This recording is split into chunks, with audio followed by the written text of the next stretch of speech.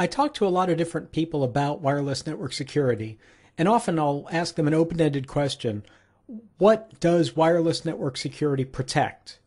And usually about half of the folks that answer me will say it protects the data going back and forth between laptops or remote clients and the network so that no one can sniff it, so an attacker can't actually crack open the data in transit. And about half of the respondents usually say, well, it protects from an attacker getting onto my network. It actually stops unauthorized people from connecting to my network. Very, very, very few people actually say both at the same time.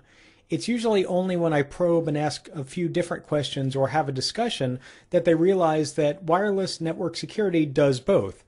It's designed to both prevent unauthorized individuals or systems from connecting to the network and to protect the information that's going back and forth between wireless clients and the network. So this concept of connection security, only authorized clients and users can connect to the network, and data security, protecting the data in transmission or in flight, those both really go into making up wireless network security. You'll see that there are different techniques for both attacking and defending against both of those. There is no one silver bullet for wireless network security. It's about an infrastructure and a solution.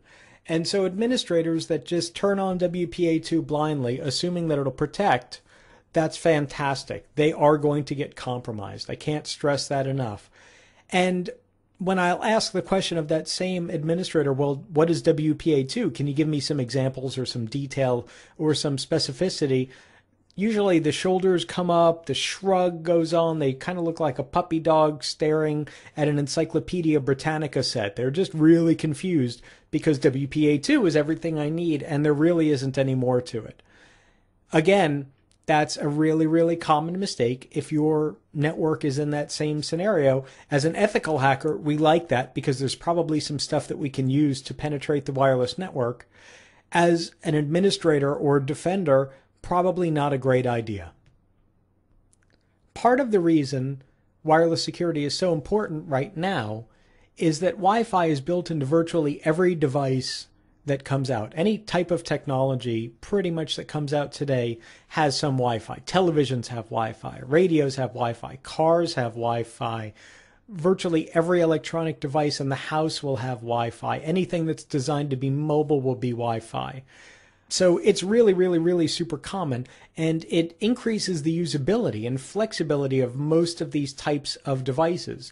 For example, throwing a game console into the kids' room, you don't have to worry about running cabled Ethernet or worry about getting a new DSL modem in the kids' room. You simply give it a Wi-Fi access point it to the right information, and boom, it's working. It's just on. Same thing with a phone. You bring a new phone home that's equipped with Wi-Fi. You simply tell it what your house network is and the password, and boom, it's on the internet and connected and downloading updates and so forth. Well, that's great for usability. The concern there is that Wi-Fi signals can go really, really, really far.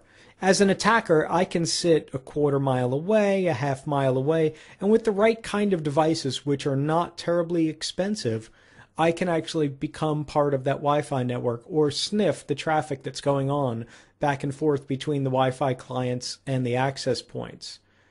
That is not necessarily a bad thing in a home, because in a home you may only really be worried about Xbox Live traffic or PlayStation Network traffic. But in the workplace, an attacker can simply point a directional antenna or get close enough physically to sniff all kinds of great traffic with not just a specialized device that costs tens of thousands of dollars, but virtually any wireless device, which can be extraordinarily cheap, run on any platform and pretty much run whatever software they want. So all of this functionality and this ubiquity of Wi-Fi is great for usability. It's great for functionality, but it's great for ethical hacking because it gives us lots of opportunities, lots of devices to listen to, lots of devices to exploit, lots of devices that can't handle maybe advanced security or deep crypto. Fantastic. Lots of vulnerabilities for us to exploit. Another reason most attackers are now focusing on wireless security is that in a lot of companies, Wi-Fi is preferred over wired Ethernet. Wired Ethernet or wired networking of any type is expensive. It's difficult to manage. It gets old. It has to be repaired. It breaks, that kind of thing. Where wireless, wow, the administrator might just deploy wireless for all clients throughout the enterprise because it's easier, it's quicker. When there's more bandwidth, bad administrators will just throw up another access point. They'll add stuff on without thinking about it, without planning it carefully. And even if they have planned it carefully, plenty of signal for us to capture, for us to spoof, for us to attack from outside the company. And as well, part of your ethical attack or ethical hacking attack might be to commit a denial of service attack. Well, if all of the networking in an organization is wireless instead of wired, it's that much easier to jam all of that signal. You can buy a signal jammer fairly inexpensively, or just spoof a bunch of Wi-Fi traffic on the right channels, and you've got a serious service interruption if there's no recourse, if there's no wired to fall back on at the company. So this focus on wireless security, really, a lot of it is pretty great for attackers, pretty bad for administrators. Gives them a lot of exposure.